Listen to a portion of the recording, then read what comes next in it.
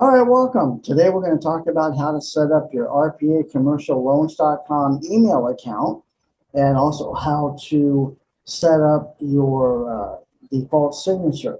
So we're going to go over that today. First thing you're going to do in Outlook is you're going to go to File and then Account Settings, and then click the Account Settings here. And then you're going to put New because you're setting up a new email account. You're going to type in the email address, and I know this says Linda, but we're really setting up Tim. So his email address is tim@rpacommercialloans.com, and your email account is probably your first name at rpacommercialloans.com. Now, first names are first come, first served. So if somebody got here with your first name before you did, we're going to change your name. I'm just kidding. We're going to put maybe your first name, last initial, or first initial, last name. We'll find some other way to identify you. You will have your own unique account. But anyway, our initial preference is to have first name at our URL. So what you're going to do is you're going to click Advanced Options. The automatic setup doesn't usually work, so we'll just save that step. Click on Let me set up my account manually, and then click Connect. I'm going to wait a moment for this, and it's going to come back and ask you how you want to set up. And you're going to choose IMAP. If you don't really know the difference between these different settings, Microsoft 365, Outlook, and Exchange, those are all online servers. Google will attach to your Gmail. POP is the old traditional method of gathering email into an external application, but it has limitations, which we'll talk about in a moment. IMAP is the way we're going to set up. And then if you have Exchange accounts that's over 10 years old, you're going to click this one. But again, we're not using Microsoft Exchange, so we're not going to look at these now. We may in the future switch over to Exchange. We just haven't done it yet. Maybe when we get 50 or more brokers that we have to email, it'll make more sense to do that. But for right now, we're using IMAP. And the reason we're using IMAP instead of POP3 is because IMAP is going to do a couple of things for us that POP3 will not. And these things you're going to find are very important. Number one, with IMAP, you can have Outlook set up on multiple devices and be able to access all of your email on every device. Now, if you have POP3, when you download your email into a device, those emails come off the server and they cannot be downloaded onto another device. So if you were using POP3 and you had Outlook on your phone and Outlook on your desktop, they're not going to be synced. They're not going to match up. You're going to have some emails on your phone, you have some emails on your desktop, and it's going to be really, really inconvenient. Also with the IMAP, it's going to keep messages on the server, which we need to have you do for compliance purposes. It's okay to delete emails from within Outlook, but you must leave them on the server, okay? So click IMAP here, put in your password. I'm not going to expose Tim's password here, so we'll connect that. And keep our fingers crossed that this actually works without any errors. If you get the security warning here, what you want to do is click on View Certificate, then Install Certificate. Current user is fine. Just keep clicking until you get to finish. This says OK, so we're going to say OK here. And then we're going to say, yes, we want to continue using this server. And you may get that sometimes when you're installing emails. Hey, this looks like we're successfully added. So it actually went in automatically, even though we were going to do this manually. So that's really, really cool. Now, if you want to set up Outlook Mobile on your phone too, click here and then click Done. And I think it gives you instructions on how to do that. Okay, so that part was pretty easy. So let's close out of these things. So we're done here. We'll close this. We'll come over to this new account we set up. Click on the little arrow there by inbox, and it opens up your different options here. Okay, this is downloading Tim's email. So we don't really want to expose that to everybody, so let's click here for now. What you want to do, in order to set up your signature, which we have a full page of signature, not just the bottom, you're going to come up here and you're going to click New Email. And then this is going to open up. And if you want to have this design in the back, just for the background, pick Industrial. Okay. You have the option to pick industrial and have that be automatic. But to put your signature in, you click signature, and you'll see it says blank here. There's no signatures installed yet. So click on signatures, okay? And this comes up, and you need to choose the email account you're going to use, okay? And I'm not seeing the new one here. Let's scroll down. There we are. So now we have Tim. So make sure you got the right one. No signatures are here to edit. So you're going to choose new. You're going to type a name. So just type RPA Commercial Loans. Hit OK. Now, down here in the body is where all the magic happens. So what you're going to do is you're going to come over to this template that we will email to you. And you'll notice on here, it's got your email address. It has your RPA phone number. And it's very important that you always use your RPA phone number for RPA business. All calls are automatically recorded. This is also for compliance purposes. We do not just listen into your conversations. We will occasionally look at a conversation for training purposes. But most of the time, if we're listening to a conversation, it's because you might have had a complaint or somebody making a claim against you, and this is your protection. So they say, "Oh well, Tim promised me I get a 3% rate on my bridge loan," and we go back and listen to the call, and what he said is, "No, you have a 3-year term." Okay, then we can say, hey, look, that is not what Tim said. We have the recording. This is what he said. And so it offers you protection. Okay. But we don't want to be, having calls on here where you're calling 900 numbers or sex chat lines or anything like that, because that can be personally embarrassing. All right. We really don't want to get that.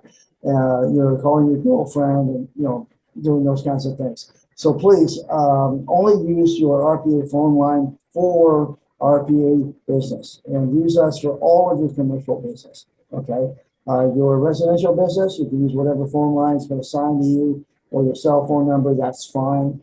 On your cell phone, you will use our Nextiva app.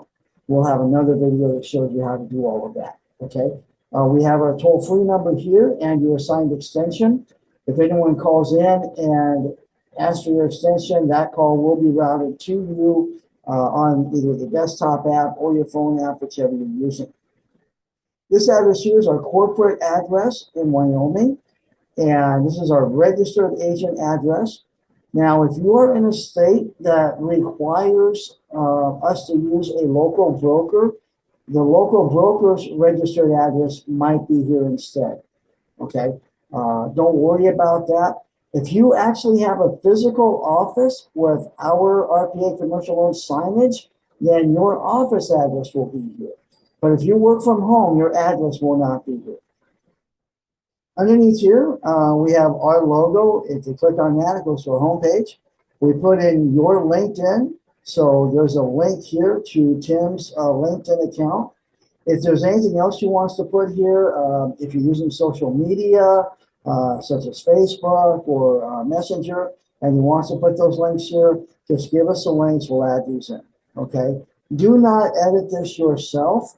We need to keep these things consistent, okay? We don't want them all over the place. And make sure that you're using this template with every email you send out under RPA. Very important. Compliance is a big deal, okay? Now, in commercial, licensing isn't as stringent or quite as regulated as residential, but we still have rules, okay? And if you're working with us and you're a loan officer or broker signed up with us to do business and, get the full, 50% commission, then you need to be doing this with our compliance. It's very, very important, okay? If we find that you're not acting compliantly and you're taking shortcuts, and you're trying to go underneath the radar and we can't monitor what you're doing, we will terminate you. Okay? So please follow our rules, because our rules are here for your protection and ours. Okay? If we lose our authorization to do business, you do too. Okay? And so when a broker goes down, all people registered with that broker go down as well.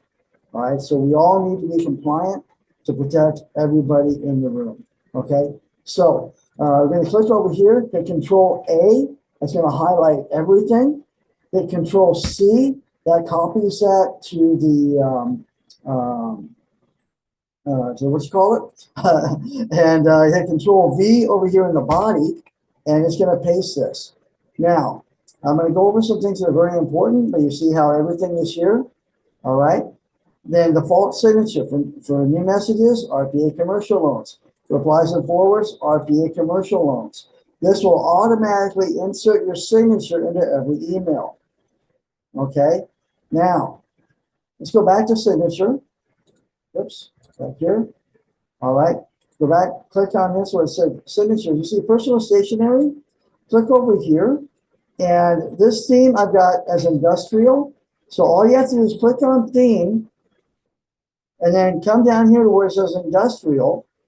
Okay. And then you say, okay. And that's going to give you that industrial background that I like to use. All right. So it's very simple. I go back to signature, click RPA commercial loans. It puts your signature in. Now, in the future, every time you open up a new email to send or you reply to an email, this signature is going to automatically populate. Now, if somebody else is already using a stationary background or they're using a color, you're going to pick up whatever they're using. It's not going to use yours.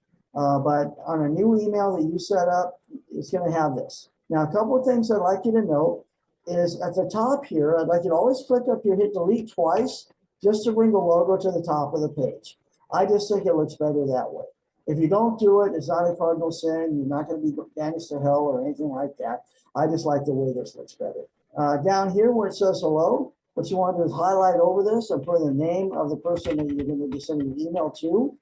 Or hit the left arrow a couple of times and enter. Now, one thing that's embedded in this, you'll notice up here under basic text, you can align left, center, or right. You don't have the option to justify. However, the way I set up this template, it automatically is going to justify whatever you type. You notice how this is justified down here? Same thing.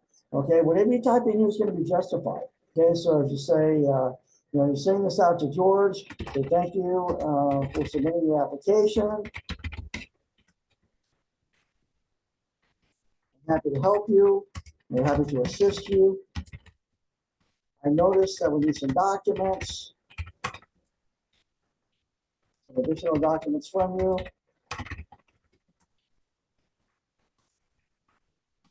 Please provide the following at your earliest convenience.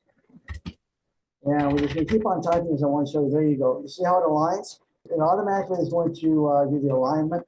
And then another thing I suggest is if you have an account with Adobe, use inline links and attach your files that way instead of having file attachments, because that will save space on the server as well as in your Outlook. We will talk about that in a separate video, but if you're familiar with how to do that, I highly recommend you go ahead and do that. You're also going to keep an address book, and so when you click 2, it'll go to your addresses, and you can look at your contacts and see what you've got. So I've got a lot here. So for example, I could look at real estate brokers, and I've got a whole bunch of brokers here. And you will end up with a list of brokers. You'll end up with property owners, which I don't have here, but you'll have those available. So set these up as well. And again, we are going to have different videos that teach you how to do that. Okay. So we try to give you the training that we can. Obviously, it takes time to put this together. It took me about an hour just to get ready for this thing and a couple of dry runs that failed. So, keep in mind that we are running a business here and we have lives outside of the business, even though we do work about 12 hours a day on an average day and often longer. So we do have to squeeze these videos in when we can. I am here at 4:15 in the morning doing this video. Okay.